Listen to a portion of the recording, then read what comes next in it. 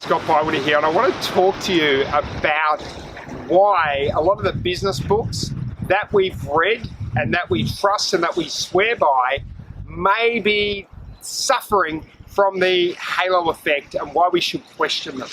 And this has come to me after reading a book by that name called The Halo Effect over the holidays. And what I mean by this, in this book, it actually talks about, and it gives examples of books like, the classic business books like Good to Great, In Search of Excellence, Built to Last. And it shows what happens after those books were written. So, many of the companies that were featured in those books are no longer around today. They went bust, etc., etc.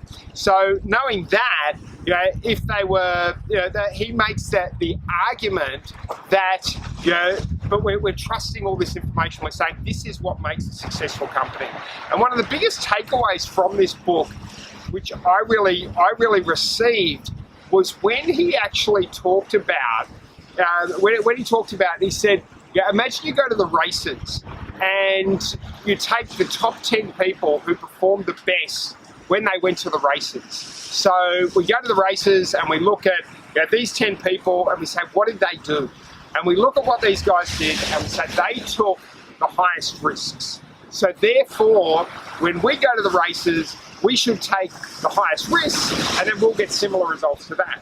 Which is ridiculous, right? What we're talking about here is we're talking about survivorship bias. We're talking about these guys survive, so we look at what they do and we're going to get the same results. Because in reality, if we looked at the 10 people who lost all their money, they too may have taken those great risks. So it's not to say we can't learn from from these books and take some things away, but what we want to be doing is also questioning them and sort of saying, yes, great companies offer, great customer service, they get the right people on the bus, they do all this sort of thing, but we also want to be questioning them and going more in depth into that, trusting our instinct. And one of the things he gets to at the end of that book, he looks at, and I think this really resonated with me personally, is he actually looks at a lot of the companies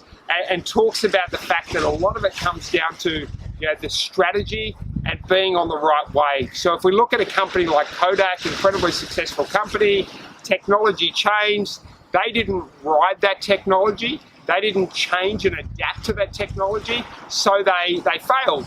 Another example where let's say if we look at Good to Great, we talk about the hedgehog and the fox, and you're better off being a hedgehog, just doing one thing and doing it well.